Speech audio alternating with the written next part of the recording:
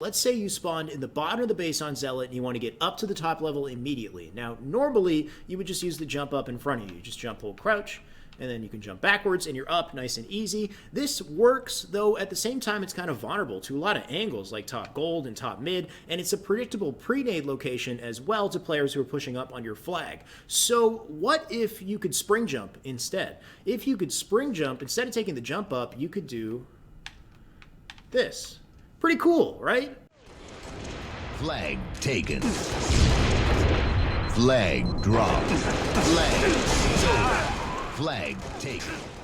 I know I should not have tried to pick up the flag there. It was a boomer play. I'm sorry, but you get the point, though. If used creatively at the right time, the spring jump can be pretty effective in Halo Reach. And of course, this spot's probably my favorite place to do it. There aren't too many spots that are quite like this, but I have been doing some hunting around on different maps. We'll take a look at those spots a little later. But first, let's talk about what a spring jump is and how you do it. Now, very recently, I covered this exact topic in a YouTube video for Halo 5, and the process is exactly the same, but I'll explain it one more time. So a spring jump is a higher altitude jump performed by very precisely timing your jump and your crouch mechanics. So here's a regular jump. I'll just shoot at the regular jump height just like that. A spring jump is a higher altitude jump, and there's the shot, and you can see a bit of a difference in what you gain in height from jumping and spring jumping. And if you hold crouch at the top of that spring jump, it could be pretty significant in certain situations. Now, how to do it? You got to jump, hold crouch, land on the floor in crouch, and then from there you have to release crouch followed by jump.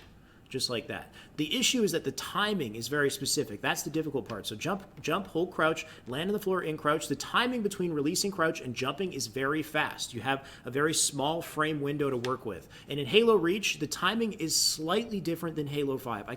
It's hard to explain, but it feels like you got to do it slightly later. Like the timing of jumping out of releasing crouch is slightly later than it is in H5, but it's still just as unforgiving. Because if you're too fast, if you release crouch and then jump too quickly, it still might not work. So it's something to play with. You got to work with it. I have a couple things. This controller is mirrored. This is a regular controller. The image is mirrored, but this is how I do it. I jump, hold crouch, land on the floor in crouch, and then I flick upwards while I hit the bumper. If you want me to explain in detail how this works, go check out my other YouTube video. I've linked it in the description. I've timestamped it as well to the exact point on how I explain this technique. So go check that out if you want to learn how to do it on bumper jumper, on controller, and even if you're using a different control scheme, if you're having trouble landing the spring jump, I still recommend you check out that timestamp linked in the description. It's a helpful resource. Now, one thing I didn't talk about or didn't get a chance to talk about in Halo 5 is spring jumping on a keyboard. So let's take a look at that one together. All right, so I'm literally holding my webcam in my right hand right now. Got it pointed at my setup in my left hand with the keyboard here, meaning I can't really use my mouse, but not really necessary. I've got default settings for Halo, so I would jump with spacebar and crouch with control. All you're doing is jumping with space, holding control, landing on the floor with control held down, and then release control followed by spacebar, like that. Remember to re-hold control in the air so you're crouching at the peak of your jump. But as you can see, it's pretty straightforward. Once you get the timing down, not very tough to get it down to muscle memory. It's a very strict timing window though, so it can be pretty easy to do it too fast or to do it too slow. The difficulty more so is doing it in your movement with your aerial drift. So, going forward, landing, and then hitting it, and then, I can't even do this with one hand right now. Almost. And I'm doing it I'm watching my recording POV, so it's like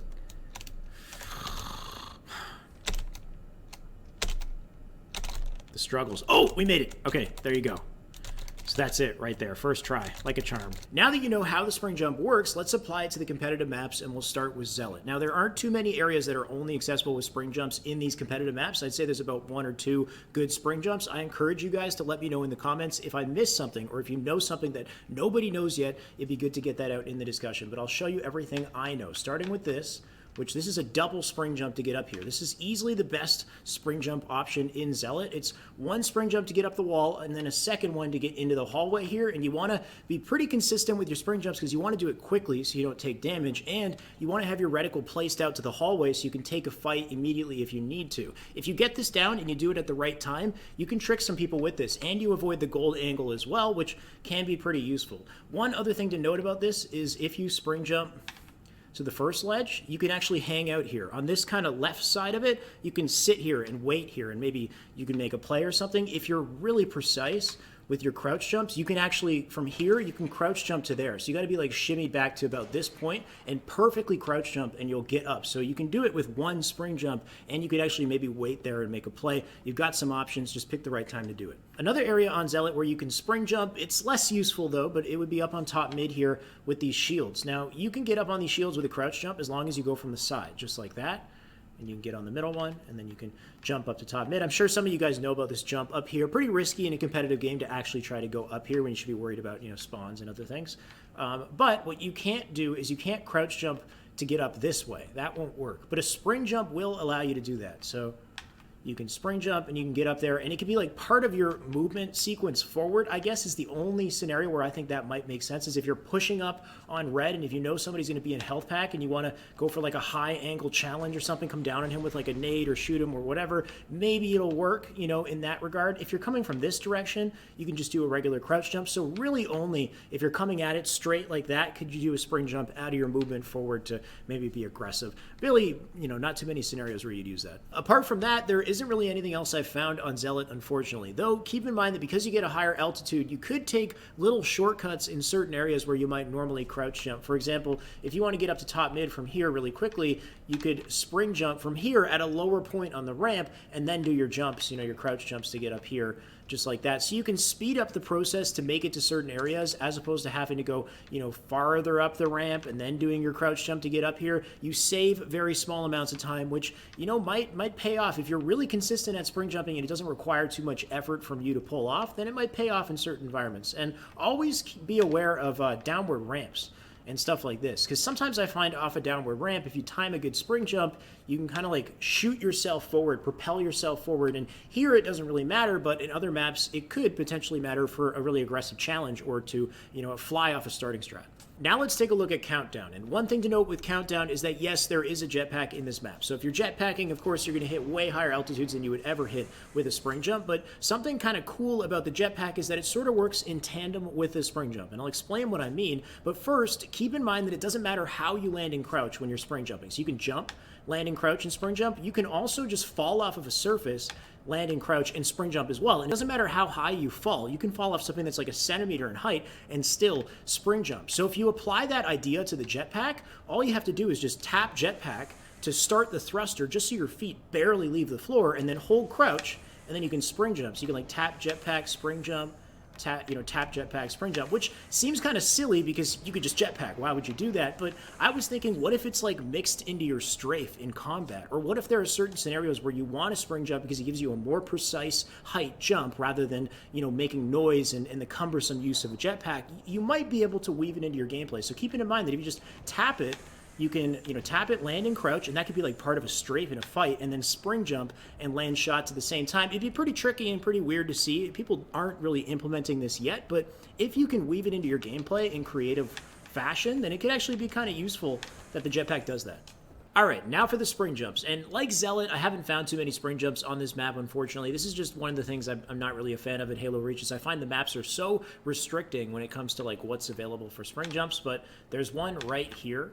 Right here, you can just sit in this corner if you spring jump right into here. Could this be useful? Yeah, I mean, maybe if you predict that somebody's going to come through this door and you want to get the jump on them, then it might work out because it's a nice little hidey spot. And on the opposite side of the map, you can do the same type of thing, but up into the left-hand corner, up in here on this generator, just like that. You sit up here, and you can kind of influence, both doors here. You got a good spot to throw nades or fire shots. Kind of decent, something to keep in mind. And just to be thorough, you could do the same type of thing in the bottom of blue base, spring jumping into the wall just like this. So only on the bottom of blue it works, though I'd say it's the least useful of the three. The only other spring jumps I've found on this map are up on top of these doors. You have to have momentum coming into it, though. You can't just do it from a standstill. You got to be walking forward and then spring jump out of your movement. And then too bad that they close this area off in competitive, because in casual like this, I can stand up here for 10 seconds and I can kind of make this work, make a play out of it. But in competitive, when you jump up there, you instantly die. So it's unfortunate because a spring jump is a good way to get up on that door and connect it into an immediate jump onto this like 4th level up here. You can also use it on these two doors here, where I guess you can make some sort of like an outplay and you can kind of, if you're really good with your movement, you can back up a little bit, jump on that white pipe, and then you can jump from the white pipe to that light. If you're really good, I probably won't be able to do it in this take here, but it's kind of ridiculous to even go for if you think about it, because you're going to get shot from most angles on the map when you're trying to do this. Even just standing on the door alone might be a cool way to kind of finesse somebody going up the lift, but so you have to have like some forward momentum coming out of it, and then you'd have to it's tough because you have to shimmy yourself back, time it perfectly, and then jump off of the pipe. And like even when you're up on the pipe, the pipe tries to push you off. So I'm like, yeah, I can't even do it.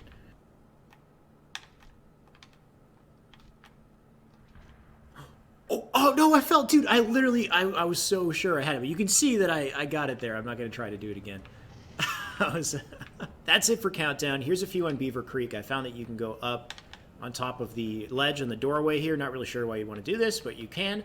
This one's a little more useful. You can spring jump to get up to this rock like that, and a quick route to get up on top of Blue Base, which most people will go, around and then try to crouch jump up or whatever. So you save a little bit of time that way, and then you can spring jump up onto this pedestal as well, but not really super useful because you can always crouch jump up from the side. But I guess if you're looking for like a very specific challenge angle and you want to do it like that, and that might be useful. You could also use it on the side of Red Base to get up to the high point of this jump up, just like that, nice and quick. Saves a little time. You get a little extra cover as well, which is nice. Randomly while I was here, I realized you could jump in this window. Also, I had no idea you could do this until now. Not sure why you'd want to do it. I guess you like toss a nade through there or something. And then the last one, and maybe the most important, right here. You can spring jump into this tree. I'm kidding. This is completely useless. And I know we all love to hate Penance, but I did find one kind of cool spring jump here, and it's right outside this door. You can spring jump up onto this and hide right here, which could be kind of cool. If somebody comes out the door and doesn't expect you to be there, you might get the drop on them and get a kill. Other than that, that's really all I got. Here's a cool jetpack spot, though. You can just get up into this corner and hide up here for 10 seconds. Kind of neat. For the Forge map, starting with Sanctuary, off the opening strat, you got a downward ramp in front of you. So if you time a good spring jump, you can kind of launch yourself forward here and get a little bit of extra speed over to the camo so you get to camo first. Of course, you're very vulnerable to the other side shooting you if you're not throwing good nades or firing good shots yourself, so be aware of that. Maybe do your spring jump down the side of the ramp so you kind of avoid the line of fire a little bit, but if you can get away with it, you should be the first one to camo. Though probably the most useful spring jump in this map is this one right here, up to the jump up and then up to ring 3. So you can do it from the side instead of the traditional way where you have to do it from front, which could be useful if you know for a fact that the enemy's spawning in rocks and you want to get up to ring 3 and apply pressure that way. It has to be done, though, out of your momentum. So you have to be kind of flying forward for it to work. Like if I just try to spring jump from the side right here, it just barely won't make it. I can't seem to do it from the side. So as long as you have forward momentum and you're jumping at it, like that, then you can get up and you can make it work. So something to keep in mind. Of course, you might want to go to the hut alternatively, but this is cool to know that you can do this. Lastly, always remember you can save just a little bit of time spring jumping up to higher points of ramps that you wouldn't normally be able to reach with a crouch jump. Just to get to higher places faster, to escape quicker, to get into battles more quickly, stuff like that. So little ramps like this can always save you just a tiny bit of time. On the pit, the only really useful spring jumps I found are right here. Now, for whatever reason, you can't crouch jump to get up here from blue side. On red side, you can just barely make it. On blue side, you have to spring jump to get up. I recommend spring jumping on both sides. It's way faster and more efficient. You get to rocks more quickly from down low here. You can also spring jump to get up onto these while you're standing like right next to them without having to use this jump. Now, this works with a crouch jump from a far distance, just barely you get up, but if you're like right behind it and you're in a battle, you still have that option to spring jump up and get up there really quickly, or you can do like the low point of this. You can spring jump and get up to the lower point of this is helpful as well. Now, I don't actually have Nexus downloaded on my copy of Halo Reach, so I literally just pulled up a quick YouTube video here, but the only real spring jump option I know on Nexus is just this pedestal up here on top mid. There might be more. I haven't really checked, but this is the only one I really know, and it's super risky. I would not recommend trying to jump up to this pedestal top mid. You're going to get shot at across the map.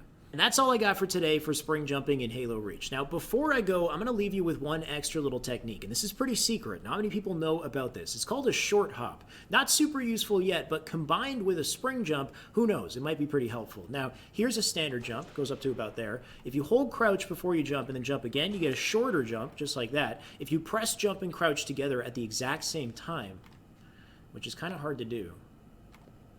Nope. Right there. That's a short hop.